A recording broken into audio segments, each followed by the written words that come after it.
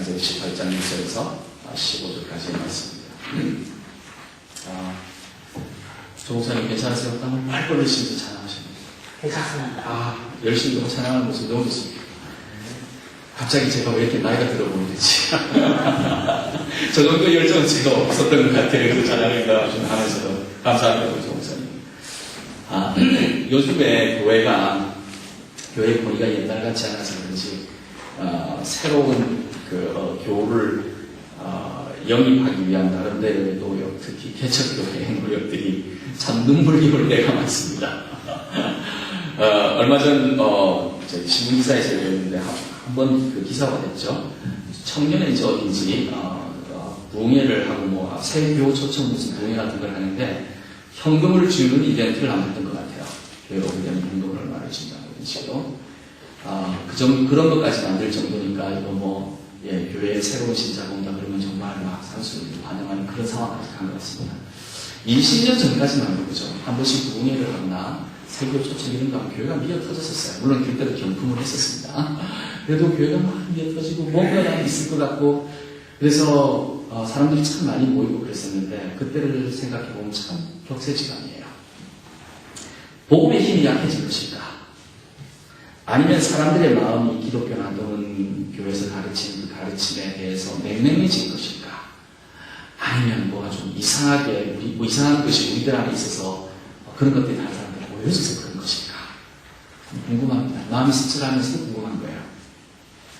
제가 가지고 있는 직업의 특성상 제가 여행을 자주 합니다. 그래서, 주일이 닥치면, 이것저것 이제 교회를 방문을 하는 편입니다. 옛날에는, 서울 같은 데 가게 되는 친구한테 전화해서 그냥 내가 요즘 니네 교회 갈게. 이러면은 대부분 친구들은 그럽니다. 와서 설교해라. 이렇게 나옵니다. 그러면 부담되기 때문에 아예 그냥 얘기도 안 하고 이제 요즘에는 그냥 조용히, 갑니다. 그냥 개척교회 주로 많이 가죠. 2층, 3층 있는 교회 이렇게, 교회를 가게 됩니다. 그래서 그런지, 조지의 다양한 교회를 들게 되고, 또 정말 마트를 다니면서 상품 분명하는 그런 사람이 된 것 같은 느낌이 들 때도 있어요. 그마다 이렇게 특징들이 좀 있기 때문에.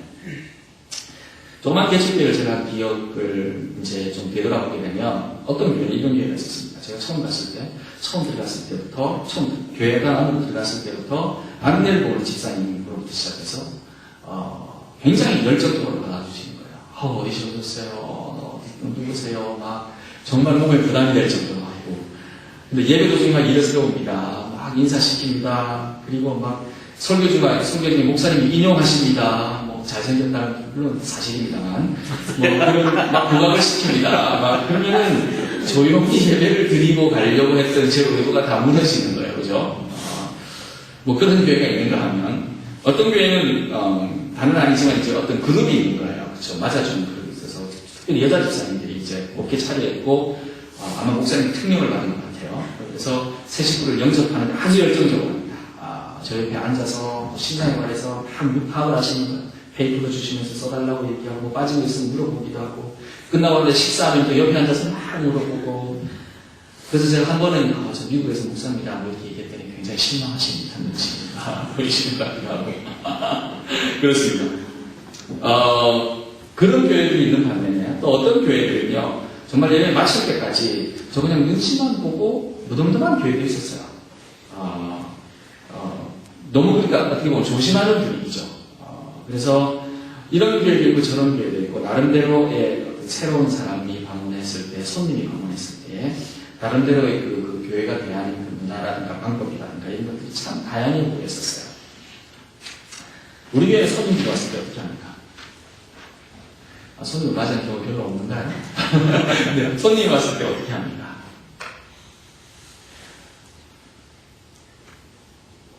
손님 접대에 제일 열정적인 모습을 담은 본문을 성경에서 찾으라고 얘기한다면 여기입니다. 창세기 18장이에요.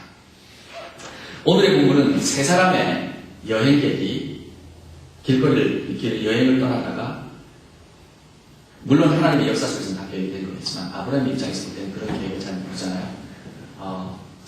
아브라함의 장막을 지나가고 있었습니다.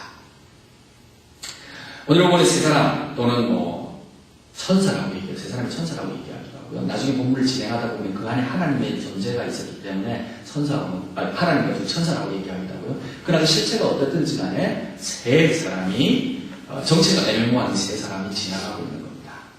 그 이전은 한 번도 본 적이 없어요. 아브라함이. 한 번도 본 적이 없는 이 세 사람을 아브라함이 영접하는 이야기입니다. 사실 이 이야기는 그 아브라함이 새로운 사람, 모든 사람을 영접한다는 그 장면, 그것보다도 사실은 전체적인 신학적인 구조 안에서 보게 되면은, 구약의 전환점이 되는 본문이에요. 사라의 수태고지 장면입니다. 마리아에 대한 수태고지, 내가 아들을 주리라, 이렇게 가브리엘 천사가 나서 얘기하는 그 장면이 굉장히 아름다운 장면인 것이, 구약에도 수태고지 장면은 바로 여기입니다.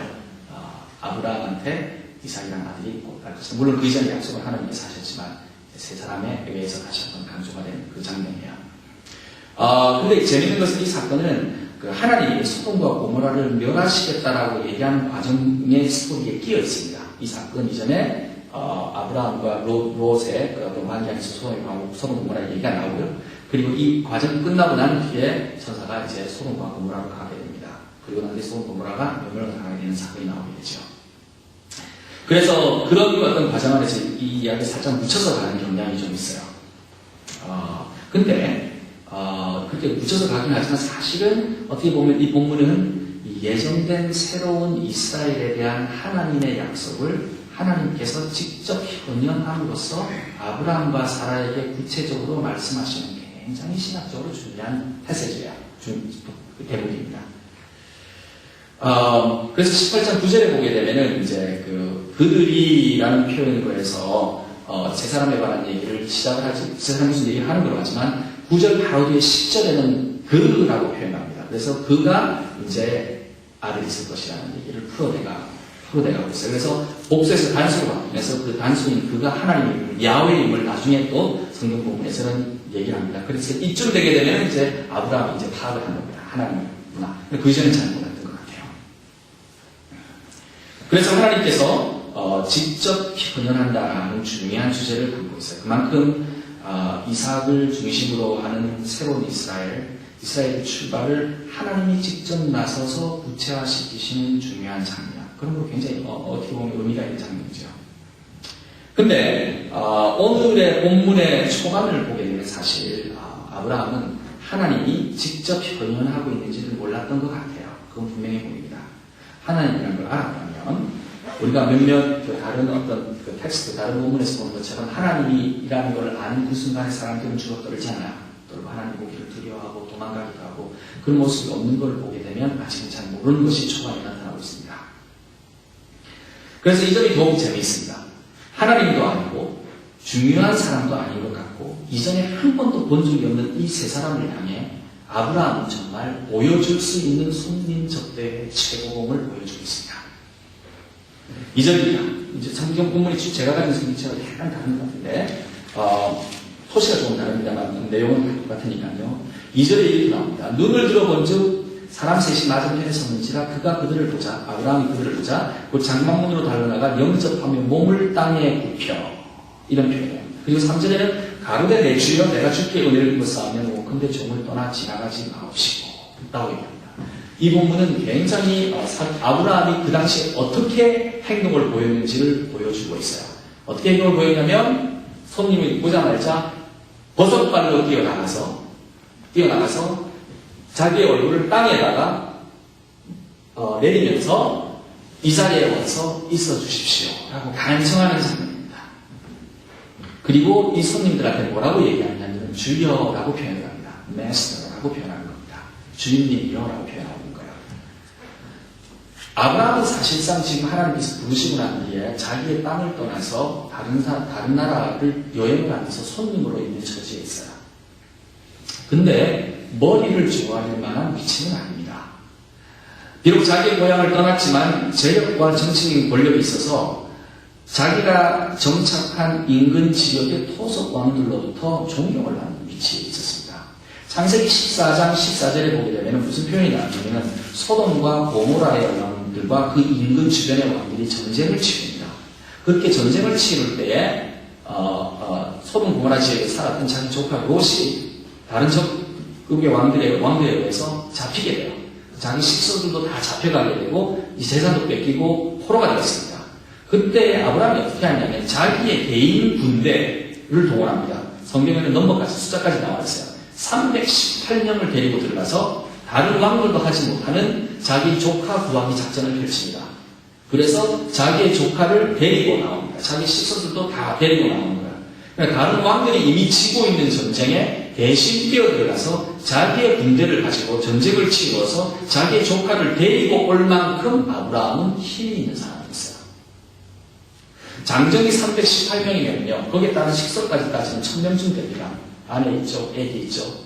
그리고 1000명 정도를 데리고 사는 아브라함이면 그 지역에서는 굉장히 세력이 큰 사람인 거예요. 그리고 그 사람들 먹여 살린다고 생각을 해보십시오. 양이 몇 마리가 있어야 됐으면 소가 몇 마리가 됐으면 텐트가 몇 개가 됐습니까? 한 300개는 돼야 되지 않겠습니까? 텐트가 우리식으로 생각을 한다면 그만큼 큰 권력을 갖고 있었던 사람입니다. 근데 이 사람이 갑자기 나타난 옛날에 보지도 못한 세 사람한테 뛰어나가서 버선발로 뛰어나가서 머리를 땅에 붙이고 주여라고 얘기하면서 손님한테 들어오라고 얘기합니다. 내가 간청하오니 들어오소서. 그러니까 접대의 제국인 겁니다. 우리 같은 손님을 어떻게 접대하겠습니까?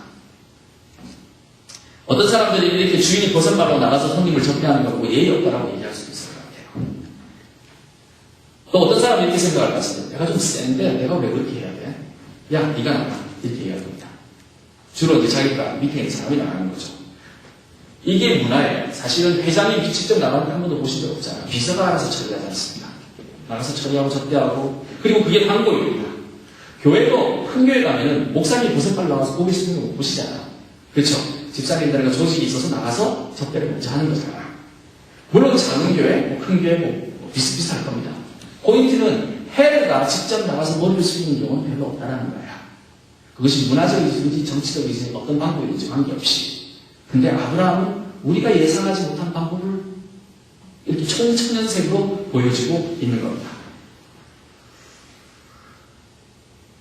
그런데 이 장면에서 저는 우리가 새로운 사람, 즉 손님을 접대하는 방법과 우리가 접대하는 방법과 아브라함이 접대하는 방법의 가장 극명한 차이를 그래서 보게 되는데 그것이 뭐냐면은 우리는 아마 자신의 신분을 잊어버리고 버선발로 뛰어나가 머리를 숙이고 간절히 자기의 집으로 들어오기를 청하는 아브라함의 진정한 마음에 관해서 생각을 해봐야 될 것 같아요. 그 정도로까지 뛰어나갈 정도면 정말 진정한 마음이 있어야만 가능할 것 같아요. 그러면 아브라함의 접대 방법과 우리의 접대 방법 사이에 차이가 있다면 마음의 문제인 것 같아요.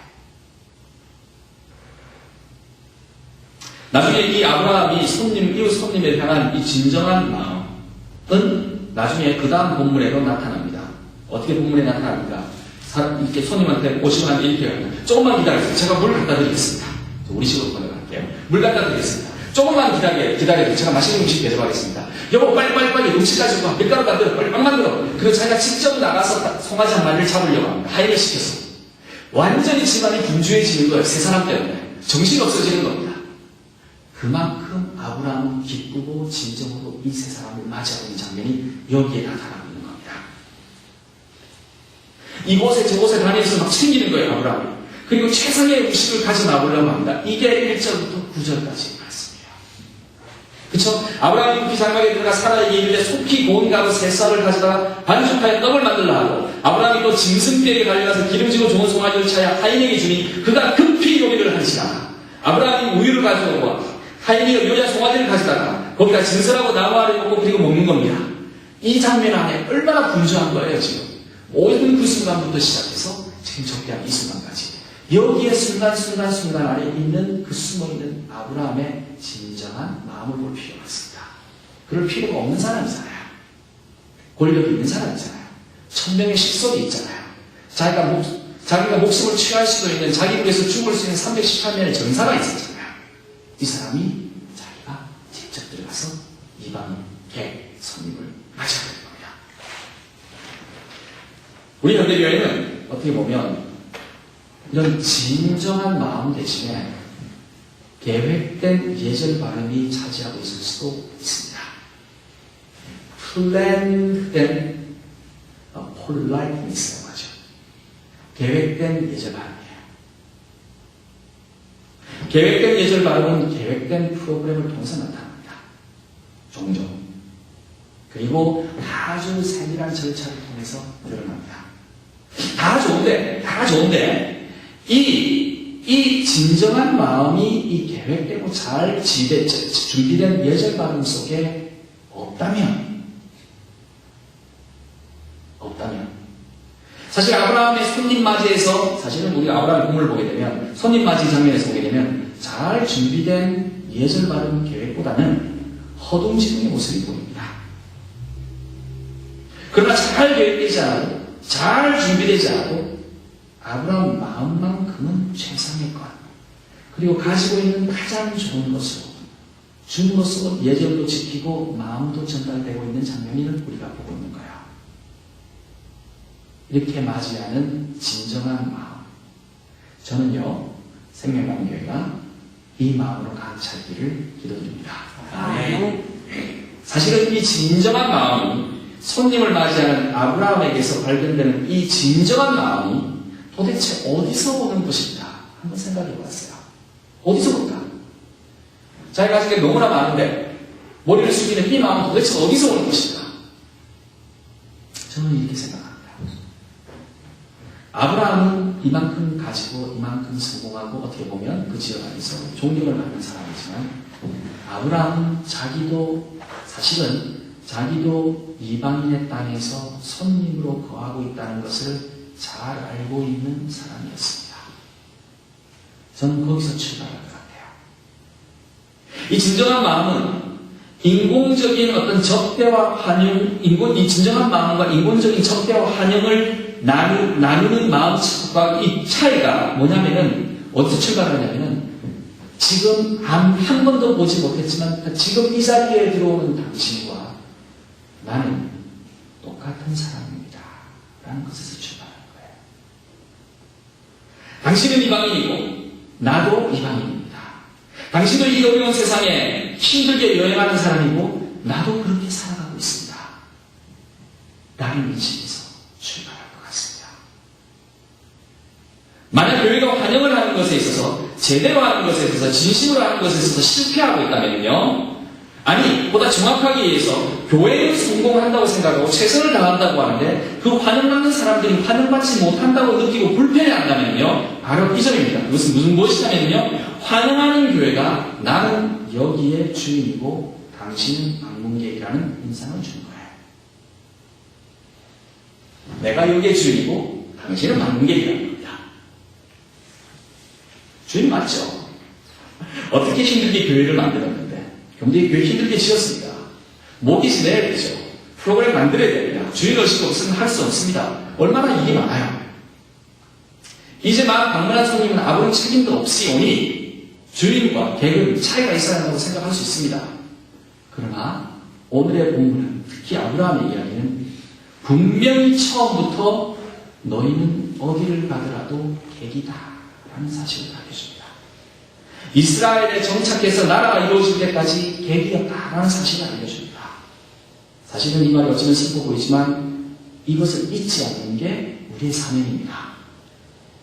우리가 이 세상에서 손님이라는 사실을 잊어버리고 주인 행세할 때부터, 하나님이 만든 세상에서 영원한 손님이라는 사실을 잊어버리고 주인 행세하는 순간부터 문제가 시작되는 겁니다. 정말 우리가 주인입니까? 이 세상에서? 언제부터? 우리가 교회를 세웠다고 우리가 주인인가요? 언제부터? 우리가 새로운 어떤 정관을 만들어서 특별하고 특이하고 그것에 대한 주인이라고 언제부터요? 그래서 새로운 모든 사람들이 새로운 운동 같은 것들을 출발한다고 해서 우리가 이 운동의 주인인가요? 우리가 생명교회의 주인인가요? 우리는 생명이 남은 교회의 주인인 하나님으로부터 초청받은 손님입니다. 그게 우리의 정체성입니다. 여기의 주인은 하나님이고요, 우리는 객으로 초대받은 손님입니다. 사람들 마음 안에 안에는 이런 어떻게 사람들은 참 영적인 존재들이에요. 정확히 뭔가를 알지는 못해도 교회를 들어가는 순간부터 무언가를 파악하는 능력이 있습니다. 하나님이 주인 되는 교회에 다른 것이 주인이 되면 아무리 계획된 준비로 예의 바르게 환영을 해도 환영받지 않는다라는 느낌을 받게 돼요. 우리는 영적인 존재라서 그렇습니다. 우리는 하나님을 향해서 포커스가 이렇게 주파수가 어느 정도 맞춰져 있습니다. 그래서 알아요. 뭔가는 모르지만 뭔가 이상한 거를 안단 말이에요. 이 주인답지 않은 객이 주인 노릇을 하려고 할 때 교회는 쉽게 어떻게 바뀌냐면 강압적인 선생과 학생의 관계로 만들어져서 사람을 환영하게 돼요. 그건 못 느끼십니까? 가끔씩 어느 교회를 갔는데 갑자기 바보가 되어서 처음부터 다시 교회를 하는 상황들. 그런 거 가끔씩 너무 듭니다. 왠지 토달면 문제될 것 같은 분위기. 교회를 갔는데 편하지 않고. 교인들이 주인 행세를 하기 시작하면, 목사가 교회 안에서 주인 행세를 시작하면, 교회 직분자들이 주인 행세를 시작하면 일단 가르치려 들게 됩니다. 그게 현상이에요. 뭘 가르쳐야 할지는 잘 모르겠지만 일단 가르치려고 합니다. 이게 우리 교회의 시스템이고 우리 교회의 특성이라고. 우리 교회는 이렇게 만들어서 나간다고. 생명나무교회는 이렇게 사람을 환영하지 않았으면 합니다. 대신에 우리는 같이 여행하는 성님들이라고 얘기하면서 사람들을 맞이했으면 좋겠습니다. 우리의 텐트에 들어오세요. 우리 텐트 접을 수도 있지만 텐트가 있으니까 텐트에 들어오세요. 그래서 같이 우유를 마시고 같이 즐거워하며 떡을 나눕시다. 우리의 신분은 똑같습니다. 그래서 내가 당신 앞에 머리를 숙일 수 있습니다. 당신 앞에 전할 수 있습니다. 그리고 그 진정어린 환영을, 그런 환영을 가슴에 담았으면 해요. 근데요, 좋은 소식도 있습니다. 이 진심 어린 환영에 관한 아브라함의 이야기 안에 정말 잊어버릴 수 없는 진실이 숨어 들어있어요. 저는 그거 발견해서 너무 맞아, 그거였어. 그거 뭔지 아십니까? 처음 보는 이 사람들, 이 손님들, 우리가 환영하는 그 사람들 안에 하나님이 계셨던 거예요. 아브라함의 이야기 안에 그렇지 않습니까? 생전 보지도 못한 그 사람들이 텐트 안에 들어서 맛있게 먹고 환영했는데 그 안에 하나님이 계셨어요. 겉보기에는 그냥 지나가는 나그네였던 이 사람들, 그 안에 하나님이 계셨던 겁니다. 아브라함이 처음에는 몰랐겠지만 나중에 물론 알게 되었죠. 그러나 이 사람들, 처음 보는 사람들, 여행에 지친 사람들, 무엇인가 필요한 사람들, 이런 사람들 안에 하나님이 계셨던 겁니다. 신약 성경은 이렇게 얘기합니다. 자주 어린 소자에게 베푼 조그마한 것 하나라도 나에게 한 것과 같다. 기억하십니까? 예수님의 말씀은. 엠마오를 걸어가는 제자들에게 같은 여행객으로 나타나신 예수님 알아보지도 못했잖아요. 그러나 하나님이 함께 그러셨잖아요.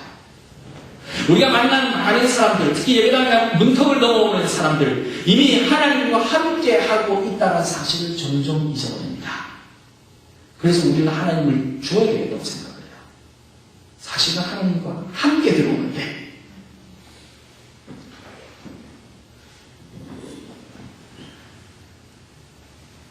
그리고 이렇게 들어오는 사람들한테 하나님이 없다, 하나님을 가르치려고 생각하는 그 순간부터 우리는 어떻게 변합니까? 또 선생이 되는 거예요. 종종 우리 보고, 교인들 보고, 교회들 보고 바리새인들이라고 많이 얘기하잖아요. 우리의 모습과 바리새인과 뭐가 다를까? 바로 그겁니다. 뭔가 가르쳐 주려고 하는 거, 핵심은 없는데. 어떨까요? 이런 사람들, 뭔가는 잘 모르지만 느끼는 사람들 속으로 이렇게 얘기합니다. 당신도 별거 아닐 것 같은데. 그렇게 얘기해요, 속으로. 우리 기독교인들은 난 모르고 있을 뿐입니다. 교회 있는 사람들은 모르고 있을 뿐이지 왔다 갔다 하는 사람들은 속으로 그런 얘기합니다. 당신들에게서 하나님의 향기가 안 나는데 당신들이 하나님을 전한다고? 큰일 난 거예요. 큰일 난 겁니다. 우리에게서 하나님의 향기가 안 나는데 우리가 오히려 우리 안에 오히려 하나님의 향기와 임재가 없는데 있는 사람처럼 프리텐드하고 오히려 하나님과 함께 걸어온 이 손님들을 향해 여기에 하나님이 계신다고 우리 말을 안 들으면 큰일 난다고 얘기한다. 그리고 이런 이미지를 전달한다고요? 아무리 우리가 폴라이트해도 아무리 우리가 예절이 있어도 이 전정성 없는 일로 인해서 이 잘못된 우월감으로 인해서 우리가 오히려 하나님 앞에 부끄럽게 될까 걱정입니다. 그러나 그러나 우리가 진짜 하나님이 주인 이 세상에 손님으로 와 있고 다른 사람들과 함께 손님으로 여행을 같이 걸어간다면 우리는 단지 먼저 일찍 와서 텐트 치고 있을 뿐이라는 사실만 기억하면 됩니다. 그래서 나눌 것이 있는 거예요. 진정으로 초청하고 머리 좋아로 초청하고 감사하며 분주히 맞이할 때 그래서 그것이 기쁜 일이 되는 겁니다. 그래서 그렇게 진정으로 맞이할 때 놀라운 일이 생기는 겁니다. 왜냐하면 이 손님은요, 그 안에 하나님이 계시다고 제가 좋은 소식이라고 얘기했잖아요. 근데 이 손님은요, 목소리가 이상해지네. 이 흥분해서 이 손님은 선물을 가져왔을 거예요. 우리들에게 선물을 갖다 줍니다. 선물이라고요? 무슨 선물?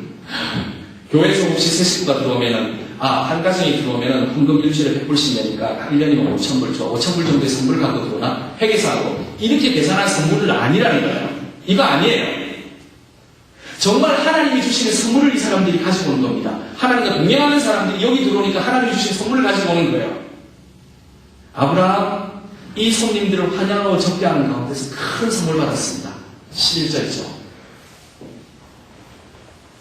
10절입니다. 그가 가라사대 기한이 이를 때에 내가 정동되게 도와오니 내 안에 사라에게 아들이 있으리라 하시니 이 손님들이 가져온 선물이었습니다. 하나님과 동행하고 그 안에 계신 하나님이 손님으로 오신 하나님이 선물을 이야기하는데 이 선물은 새 생명이었습니다. 이삭이었던 거예요. 아기를 낳지 못하는 사라에 대한 아들로 인해서 너무 힘들어하는 사라에 대한 이 가족에 대한 그리고 있었던 그 약속을 다시 컨펌하는 이 귀중한 소식을 이 손님들이 가지고 온 거예요. 얼마나 원했으면 이 소식이 전해져서 사라가 믿지 못했을까요? 사라가 믿음이 없을 수도 있었겠죠. 그리고 그 나이에 당연합니다. 내가 어떻게 아기를 낳을 수 있어? 당연합니다. 그러나 오늘의 본문의 강조는요, 받는 사람의 태도와 요구에 관계없이 손님과 함께 오는 하나님의 그 크고 놀라운 선물이 있었다는 겁니다. 그래서 손님이 우리 교회 문턱으로 넘어 들어올 때는 하나님을 보는 것처럼 즐거워하고 그로 인해서 들어오는 그 선물에 대해서 감격할 준비를 가지고 맞이하십시오. 우리 교회 재정이 늘어난다 이런 거 말고요. 생명나무교회 오늘 방문하는 지나가는 생명나무교회 소식을 듣는 생명나무교회 소식을 전하는 모든 사람들은 우리에게 선물이며 하나님께서 주신 선물이며 하나님께서 주신 선물을 가지고 오는 사람들입니다. 헌금, 예배, 출석 이런 것도 중요하겠지만 그 사람들이 가지고 있는 삶, 경험, 기쁨, 슬픔, 성공, 실패 그리고 그 사람들이 가지고 있는 하나님의 임재까지 모든 이것들은 생명나무를 강하게 하고 크게 하며 튼튼하게 하며 아름답게 만들어가는 선물입니다. 아멘. 아브라함에게 주어진 이삭은 이스라엘 사람들에게 구원과 연결되었지요. 우리에게 오는 우리가 만나는 손님, 우리 교회 문턱을 넘어오는 손님은 우리의 구원과도 연결됩니다. 함께 이뤄나가는 구원이요. 함께 경험하는 구원입니다. 이 구원이 손님들이 우리에게 전해주는 궁극적인 선물일 수 있습니다. 그러나 각기 다양한 곳에서 환경에서 오는 모든 사람들은 우리의 텐트 안에서 함께 우리와 고기를 먹고 즐거워해야 할 우리와 같은 손님들이죠. 우리에게 이득이 되어서가 아니라 우리가 좀 더 나은, 우리가 좀 더 똑똑한 사람들이고 그 사람들이 우리가 필요해서가 아니라 손님에 계신 하나님이 우리의 하나님이시고 손님이 가져다주는 선물이 그 삶이 우리의 구원의 여정이고 방법이고 그 사람들이 함께 이 세상을 살아나가는 하나님의 주인 이 세상 속에서 같이 손잡고 여행하는 동행하는 손님으로서 우리는 같이 함께 동행하는 동반자들이 되는 겁니다. 그래서 이 이유로 인해 우리는 생명나무교회는 여러분을 환영합니다. 언제든지 오십시오. 같이 걸어나갑시다. 같이 커나갑시다. 같이 나눕시다. 여기는 누가 높지도 낮지도 않습니다. 여기는 목사나 장로나 집사나 다 똑같습니다. 여기는 모두가 손님입니다. 여기는 하나님이 주인인 곳입니다. 여기는 생명나무 교회입니다. 여기는 그래서 우리는 여러분을 진심으로 환영합니다.